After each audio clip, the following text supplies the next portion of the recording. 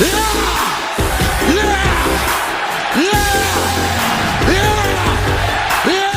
party peeps, what is up? It's your boy, the best gabber in the biz. What an episode of SmackDown that we just had tonight from Barcelona. I mean, what an electric crowd, and we all know the international crowds just make these WWE shows oh so much freaking better and really shit on the US crowd shows. But guys, forget about everything that happened here on SmackDown tonight and talking about it, because right now, right here, we're here to gab about it. So let's get into it. Let's talk about how SmackDown ended.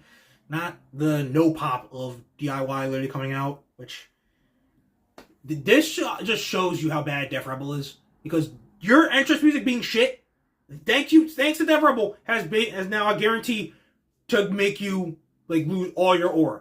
Like, we know Gargano and Ciampa are so great, and damn it, the second Def Rebel gets fired, bro, we hear No One Will Survive in Rebel Heart, the classic version, man, dude. Like, they're going to be just fine. But, like, you got no pop in front of an international crowd. That freaking is just crazy. But let's talk about the more important thing out of that. The Street Profits, for the first time in over 4 long years since the freaking pandemic, are tag team champions. The place erupted. Super happy for those guys. I was in a kind of a mixed bag, because I was like, I want the Street Profits to win, but then I know that automatically means Pretty Deadly lose, and if Street Profits lose, I feel bad for them, but Pretty Deadly would probably win. Like, I was in a mixed bag, and I was at a conflicting crossroads of who I wanted to win. But I'm happy for the Street Profits. I do want Pretty Deadly to win those tag team titles, but Street Profits had so much longer of a wait. Like, literally, I remember sitting right here inside the damn Thunderdome, them losing it to the Dirty Dogs of Robert Roode and Dolph Ziggler. And I didn't think at the time that it was going to take 4 years for them to get them titles back.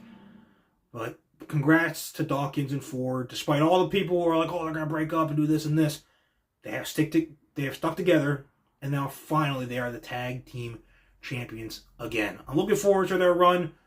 They're like tweeners. They're not heels, but they're not exactly faces, but the crowd still loves them. It works out. I don't know when they'll drop them. Honestly, I would probably at least give them like a 6-month title reign, just to be like, y'all waited 4 years, we'll give you at least 6 months. Like, plus they're just this new Attitude Street Profits really looks like they could F up any tag team. So keep them as tag team champions for a while. But still, if you want to, yes boy, have Pretty Deadly win the tag titles down the line, I'm all for that. But just round of applause. Congratulations, Street Profits. 4-year drought is finally over. The profits are up. The gold flags and banners can be raised. And they want the smoke. Yes. Guys, when you look at events that happen in real time, you can kind of like gloss over some things, like some hidden details, hidden clues that don't really seem that big can end up meaning more later. What am I talking about? I'm talking about Drew McIntyre's whole rant about Damian Priest. And I know people are going to be like, oh, Drew's always right, but Drew was kind of right.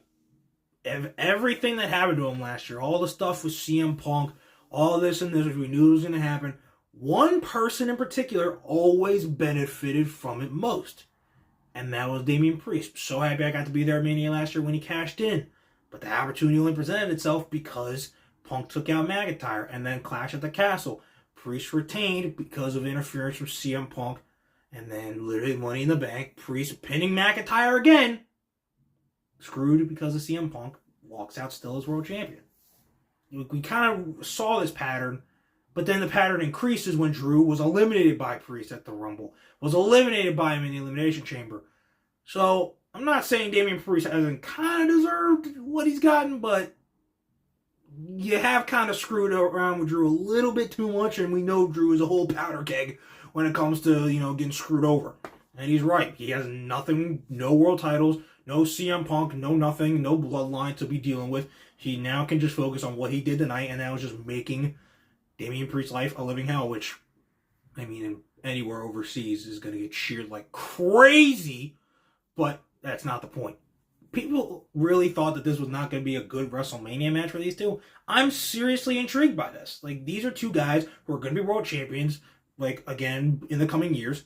And this is a good feud for both of them. And I guarantee WrestleMania they have a killer match, which will be one of the best matches of the entire weekend. And we'll be like, and I'll be standing there and be like, people really didn't want this as a feud. I'm already interested. I already want to keep seeing more. Whether it's a one-on-one match or stipulation match like a street fight or something like that, I don't even care. Priest, McIntyre, WrestleMania is a go for me. I'm all for it, peeps. So if you still want to complain about it, that's on you. I'm all for this, and I'm really looking forward to where they go next. But if there's any moral to take away from this, don't piss off Drew McIntyre. Seriously. Don't do it. Ladies and gentlemen, tonight's SmackDown was absolutely great. I mean, Randy Orton versus Melo absolutely hit it out of the park. Once again, the singing of Randy Orton's theme hit so damn good. The U.S. title picture already post Shinsuke Nakamura is literally heating up with guys like Big Jim, Jacob Fatu, Solo, and Braun Strowman also coming after that United States Championship. Give me a multi-man or some shit like that. That'd be totally the way to go. Big Jim, yeah. Include Carmelo in that too, because bro needs to be belted up! But I digress. Tonight was a great show, and one of the highlights was what we thought was going to be Miz TV, and arguably you could say it was the greatest one ever, because Cody Rhodes just beat Miz's ass, tossed him out the ring, and said, "Yo, John, I ain't talking to anybody else until I talk to you this Monday." And oh man, I cannot wait. 3 o'clock. Live on Netflix. You don't gotta wait for no delay for it to air or anything like that. No. Cody Rhodes, you get the honored privilege of being the first superstar, first person ever to get freaking cooked by heel corporate John Cena on the mic. You should consider yourself very happy. I still keep seeing dumb people being like, "Oh, Cena probably ain't winning Mania. Like, he could stretch it out to the end of the year." Fuck that bullshit. He keeps getting added to more stuff post freaking WrestleMania on the SmackDown brand. Bro is winning. And hell, 3 weeks after Mania, it's Backlash from St. Louis.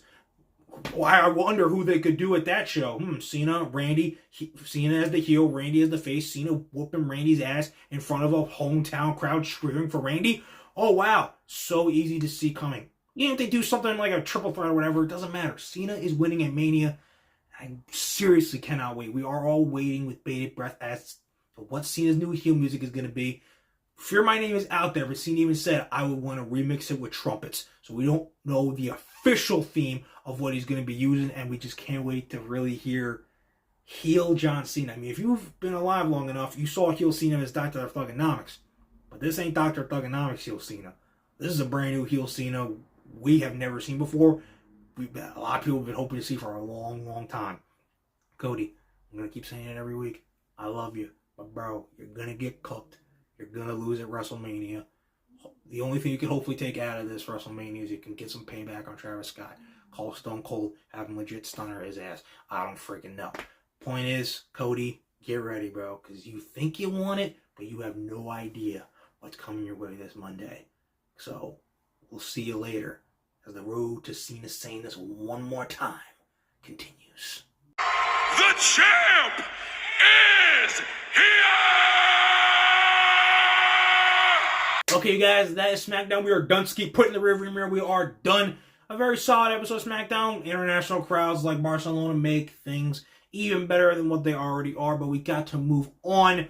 We still got roads to both Dynasty and WrestleMania 41 to keep worrying about. It keeps going on this Monday with the ramifications of what happened last Monday in the Seth Rollins CM Punk Steel Cage match. Cena, Cody Rhodes finally under one roof again for the first time since the Elimination Chamber. And on Dynamite, we got Cope versus Mox in a street fight. I'm sure this one will be definitely better than the one they had at Revolution. We're going to have that fatal four-way to determine who faces Kenny at Dynasty for that International Championship, and oh so much more. And even next week on SmackDown, we receive the return of the Tribal Chief, the head of the table, the OTC Roman Reigns, to basically say, "Yo, Punk, Seth, fuck you." It's going to be great. These are the shows you do not want to miss. You definitely don't want to miss what your boy, the best gabber in the biz, has to say afterwards. So keep on liking, subscribing, and all that cool stuff. And most importantly, keep on remembering 24/7, 365, that when it comes talking wrestling, who better to gab with than Gabe right here. Okay, guys, hope you enjoyed SmackDown tonight.